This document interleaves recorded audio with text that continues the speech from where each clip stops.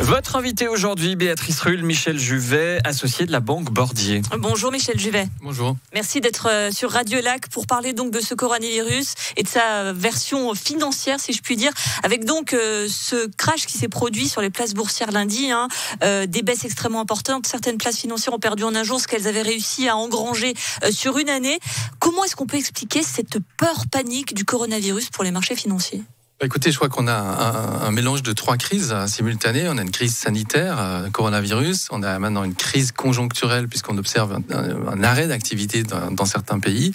Et puis en plus, on a une crise pétrolière puisqu'on a un effondrement des prix du pétrole. Et tout ça fait qu'on a une espèce de, ce que je disais, de métissage entre ce qu'on avait vécu en 87, c'est un crash, une descente très rapide des marchés, et des inquiétudes sur le système en soi, comme on a eu en 2008. Alors on n'est pas dans des phénomènes aussi graves des deux côtés. Le crash était 20% d'une journée.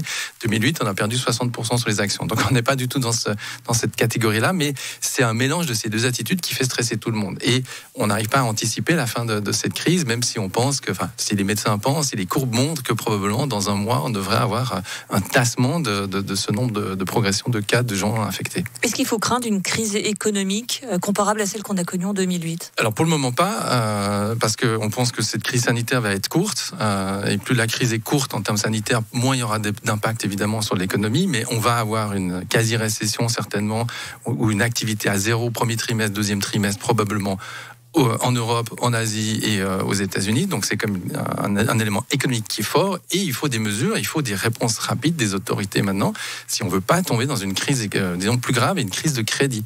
Donc, c'est particulièrement intéressant ce que vous dites, parce que vous êtes donc associé à la Banque Bordier, donc plutôt un monde d'habitude, on est partisan du laisser-faire, la main invisible, comme l'ont théorisé les économistes. Et là, vous nous dites, les États doivent agir. Qu'est-ce qu'ils doivent faire ? Il y a deux mesures possibles aujourd'hui. Il y a les banques centrales qui peuvent agir en mettant de la liquidité dans le système, comme elles l'ont fait en 2008. Ça va arriver. Ça a commencé avec la Banque centrale américaine, la Banque centrale européenne va arriver.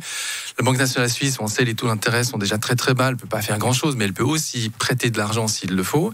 Mais surtout, ce qu'on attend maintenant, c'est un problème de demande. Donc on a des gens qui sont arrêtés, qui n'ont plus de travail, et puis qui ne peuvent plus consommer dans certains pays. Donc il faut leur donner du pouvoir d'achat.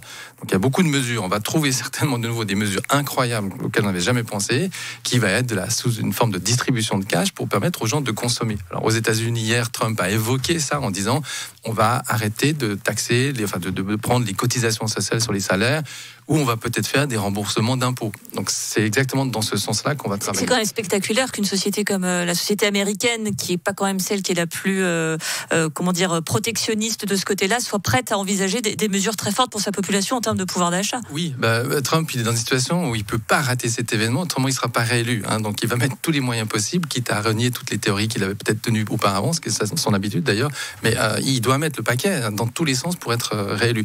Mais je pense qu'il est important, en Suisse aussi, maintenant on doit prendre ce qu'on appelle des mesures urgentes. L'État suisse peut emprunter avec des taux négatifs de quasiment moins 1% à 10 ans. Donc on nous paye pour emprunter de l'argent.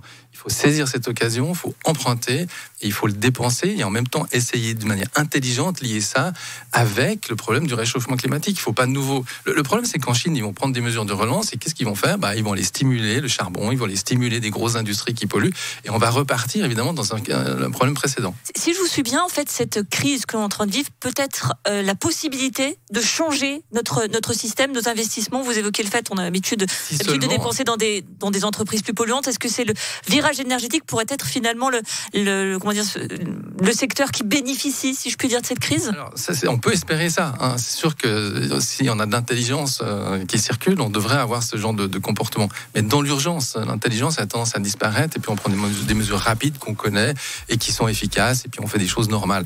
Mais ce serait bien effectivement qu'on se pose cette question. Maintenant, cette crise va laisser certainement des traces un peu de long terme également. On se rend compte, certains se rendent compte qu'effectivement on avait trop délocalisé. Donc on est dans un chemin de déglobalisation, ça fait pas de doute. Le repli sur soi, on veut produire local. Mais en même temps, je pense que cette crise elle est intéressante parce qu'on voit que quand le commerce il s'arrête, quand la Chine elle arrête de produire, quand l'Italie elle arrête de consommer, il se passe quoi ? Il n'y a pas de croissance. Donc, si on fait le parallèle avec le réchauffement climatique, quand on dit il faut de la décroissance pour lutter contre le réchauffement climatique, on voit ce que ça veut dire. C'est on arrête de consommer, on arrête de produire, et ben il y a plus de croissance, il y a du chômage qui peut venir. Donc, je pense que c'est un élément important, déglobalisation, question sur la croissance et le réchauffement climatique qui vient maintenant. Après, une question fondamentale, est-ce que Trump va être réélu? C'est une bonne question, parce que s'il rate effectivement sa relance conjoncturelle aujourd'hui, puis que la crise sanitaire, elle part un peu en cacahuète aux États-Unis, il aura des difficultés. Donc, ça, c'est des éléments majeurs. Et puis, comme vous le disiez, je pense que ça va laisser des traces. Il faut que l'État reprenne en main certains éléments en dépensant de l'argent aux bons endroits, parce qu'il n'y a plus que les États pour relancer la machine dans ces circonstances.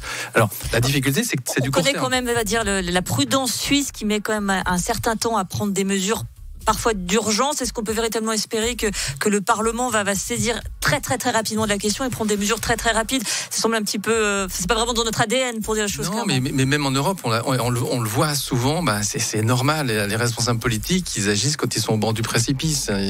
C'est difficile d'agir en amont. Pour tout le monde, enfin que ce soit dans l'industrie, dans la finance, c'est toujours difficile d'agir en amont. Donc c'est quand la crise est là qu'on agit.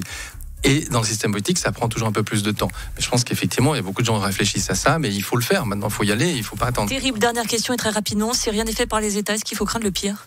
Si rien n'est fait par les États-Unis, vous dites, ou les États? Par les États, les nations.